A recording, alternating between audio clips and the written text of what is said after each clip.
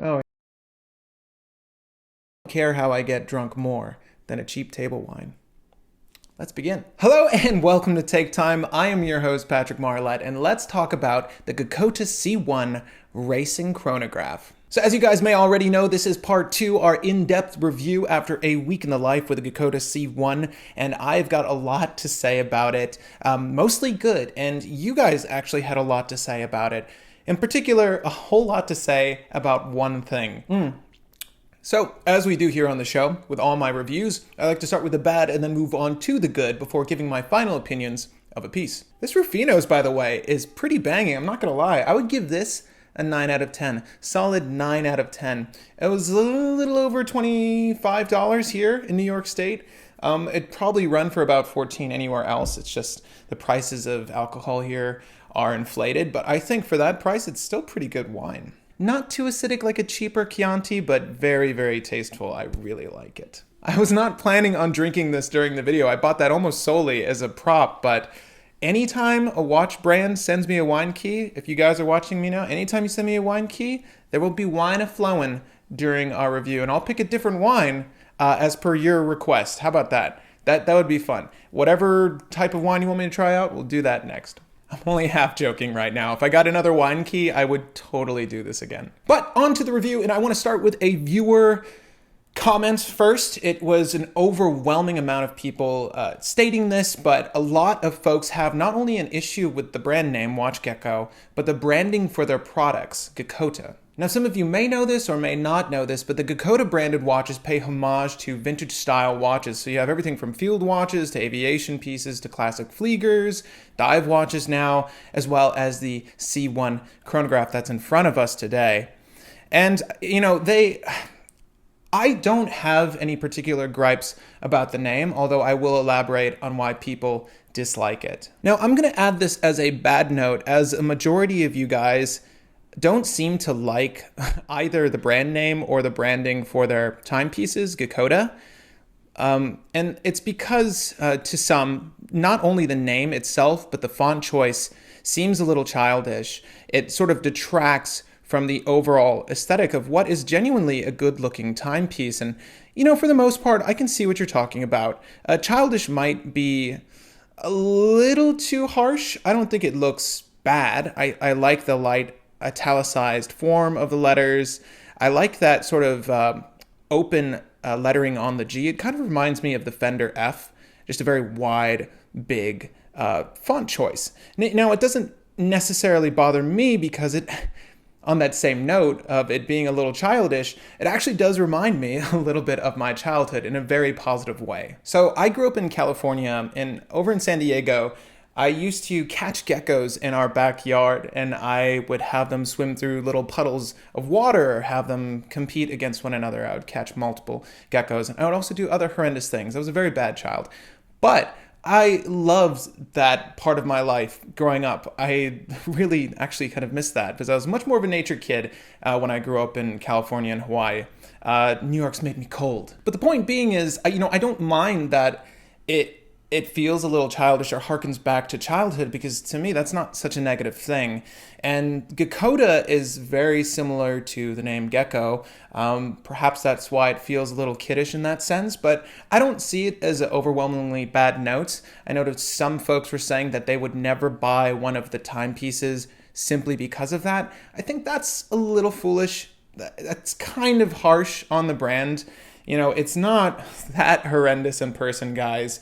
But if that's how you feel, I totally understand. To each his own. Now, as we can see through that front sapphire crystal, there are two subdials on the 3 and 9 o'clock position. The one on our right-hand side is a 24-hour scale. The one on our left records 60 minutes worth of time. Now, I actually have a few issues with this dial, and I'll start with what I would consider the major one. On the left-hand side, that 60-minute track, a lot of folks were asking whether that was a seconds track or a minute track, because it doesn't denote the minutes between the increments of 5. It just graphs 5 minutes with every line. Now, I have to say that aesthetically, yes, it does provide a nice symmetry to the dial, having both of these registers match up neatly. However, I don't find it is a practical use for that subdial. I would have really liked to have minute markers running along the outsides of that 60-minute track to make this more of a practical chronograph. In its current form, you can sort of approximate how much time's gone by, so not the best use of that subdial in my opinion. I think they should have added minute markings, and some of you have actually noticed this as well. I totally agree. It was a miss. And regarding the second subdial, now guys, you need to understand this isn't necessarily a fault of WatchGecko, but the movement choice in this watch. So the VK64 utilizes a 24-hour scale on the right-hand side. That scale does not operate independent of the hour hand on the watch, so that wherever that main hour hand is, that register there is going to relate to that hand. You can't use it as a second time zone for your watch. It's never going to record, for me at least, if I need to track LA time, I would never be able to do that with this particular watch. So there's no way to do that other than manually going in there, removing the hand and replacing it in that time zone, to my understanding. If I'm mistaken, and I've been before, feel free to correct me, but in the manual online, I could find no way of making the VK64 work as a GMT. Which is a little bit of a shame because I don't really like 24-hour tracks on watches. I mean, in the sense that I don't need a separate subdial to tell me, 24-hour or military time.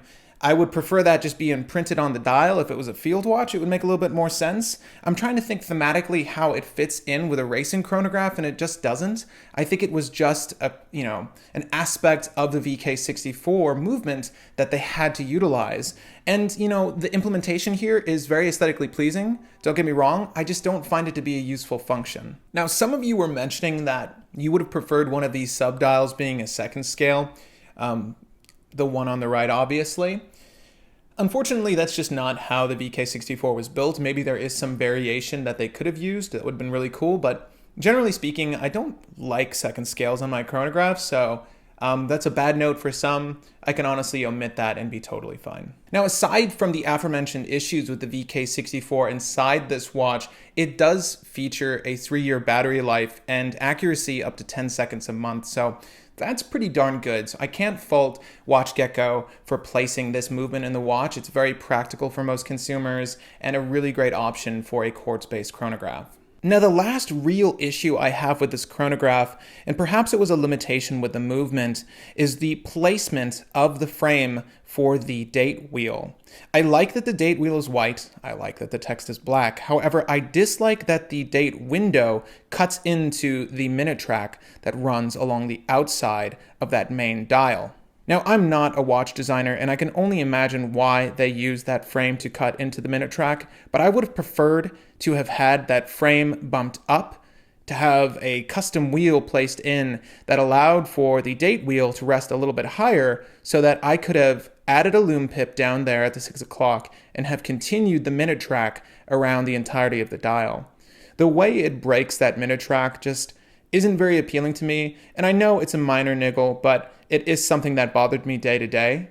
Maybe you'll feel that way, maybe you won't, but again, it is a bad note that I wanted to state. Now, aside from those bad notes, I really don't have any other bad notes to state. I think the presentation was fantastic. It worked well into the theme. I think the leather accessory that's attached to this is amazing, just like the rest of WatchGecko's wares. But the watch itself, for the money, one of the best offerings on the market, especially for a quartz-based chronograph. Now, on to our good notes. This timepiece has some impeccable finishing. Honestly, it's amongst one of the best case designs I've seen from a micro brand. Not only by design, but in execution. The lines are brilliant, sharper than some of the modern Seikos I've been receiving, and I really like it. I think the sunburst brush effect on the top of this watch case is brilliant. I love the sharp beveled edges with high polish, and the dial execution is also extremely brilliant. They did a fantastic job with this timepiece. Oh, and by the way, the holes case, huge plus for that. And also the water resistance, another huge plus for that. Now, I just want to show you guys, in their manual, they literally state that it is meant to be dived with and or swam with, because it has a 10 Atmos rating with that sealed crown in their own book. in their own words, they say it's totally fine. And I agree with them. Again, I've had watches that had a 10 Atmos rating. I know we live in fear of our chronographs like taking on water because the pushers, but they do get seals around those buttons. It shouldn't be a major concern. And if they're advertising it, I think it's okay. So it's really cool to know that you can get a chronograph that you can go take in the water. However, I definitely recommend not operating it whilst in water. You can punch it before you go diving, but I wouldn't use it underwater unless you're extremely courageous. So not only do we have a beautiful case design, we have an extremely practical one in its utilitarian nature. Not only is it a chronograph, but it's a watch that you can enjoy during the summer for a light swim. And I like that a whole lot. I mean, it plays double duty in such an interesting way here because it has such, with the rally strap, obviously I'd switch straps before going into the water with this, but with the rally strap on, you have something that looks like a really great weekend driver kind of watch. But then you throw on a rubber strap or a nylon strap and you have a really great alternative to your typical dive watch to take to the beach. And that's such an awesome and compelling offering from any brand. Now, another thing I'd like to state, and this is one of the first Meca-Quartz movements I've used, so I'm assuming or presuming that they all have a nice tactility to them, but the buttons on this watch feel and operate just like a mechanical chronograph. It's not gummy like a digital timepiece would be with its chronograph buttons. It actually has a nice tactile feel. You can feel the give of the movement as you punch the start stop button, and you can also feel the give when you hit that reset and everything snaps to zero. And also, that's not a common trait for most quartz-based chronographs. Normally you'll see the hands wind around the clock in a very unflattering way, in my opinion. I love the fact that these snap to zero, and so effectively. It's executed extremely well. Again, I do like the movement choice in that regard for this watch. And while we're looking at that dial, by the way, can we just take a look at the different dimensions that are here? I love the sunken subdials, the sunken tachytrack, and how they match in coloration. That beautiful deep sapphire blue and that nice bright silver dial. Now, before I move on with the rest of my review, I do want to give you guys a wrist shot so you have an idea of what this will look like when you're wearing it. Now, here is what the Geckota C1 racing chronograph is going to look like for all of your admirers, and when you go to admire it, it's going to look a little something like this. And as you can tell, that square case looks amazing on my 7¼ inch wrist. I really do love square shaped cases. I believe there's actually a few videos out there that have talked about the structural integrity of a round case. And while that may be true, I do prefer the aesthetic of square cases every now and then. And this one is a real charmer on the wrist. And of course, while we're looking at it, let's take a look at that leather strap. Now, I'm not going to harp on too much about the leather strap. I have done a review for the strap on the channel. And of course, I'll leave a link as a card up at the top right there so you can view it. But I really love this rally strap. I'm very happy that these are included with their timepieces, obviously as they should be, but it is a really great pairing with this timepiece, especially in that coloration. And as we are soaking in that gorgeous dial, I'd just like to state again that I actually really enjoy the Geckota branding on the dial. I think the font choice was excellent, and whether or not you agree with the name they chose for their timepieces, I quite like it. Guys, I'll give you this. It is a tad, just a little childish, but I mean, it's not Fisher-Price childish. It's something a little bit more mature than that.